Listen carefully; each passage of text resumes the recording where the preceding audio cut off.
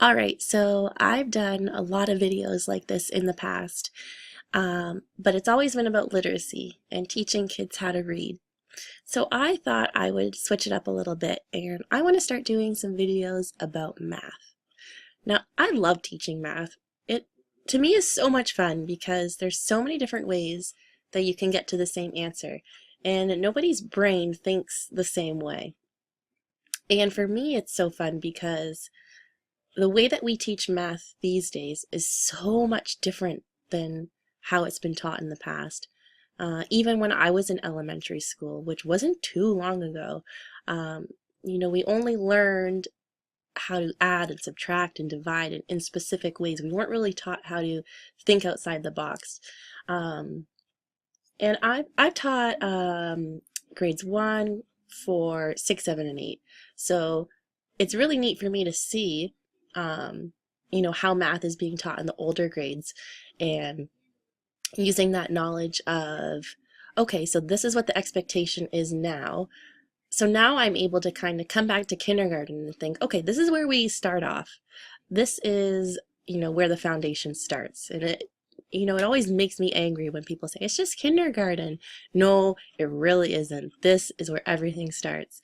And so now I'm kind of see, okay, this is what kids need to know to be able to do this. Let's backtrack and what do I need to get these kids to be able to do? So I want to give you an example. And as embarrassing as it is to say, I didn't learn some of these things until I started teaching, because I was so stuck in my ways of adding and subtracting with the ways that I was taught.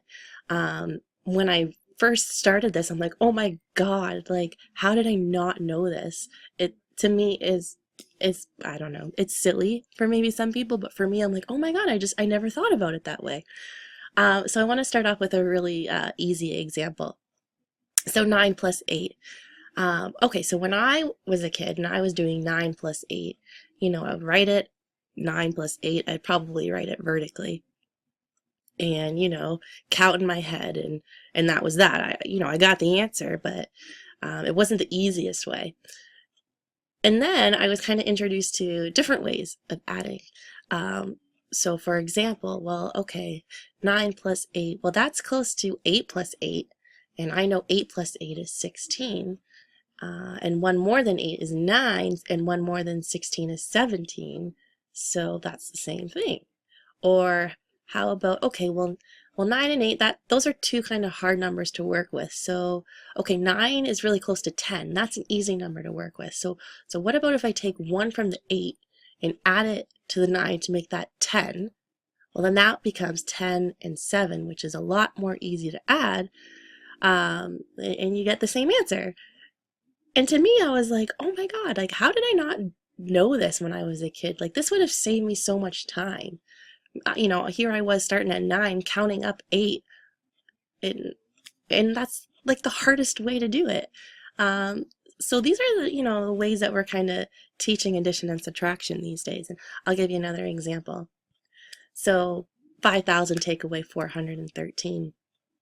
So, we look at the top and we say, okay, well, there's no number there, so now I have to cross this out and cross this out and borrow from this column, and then they start putting 9s everywhere, and then you got, like, it's just a hot mess. It's so confusing for kids.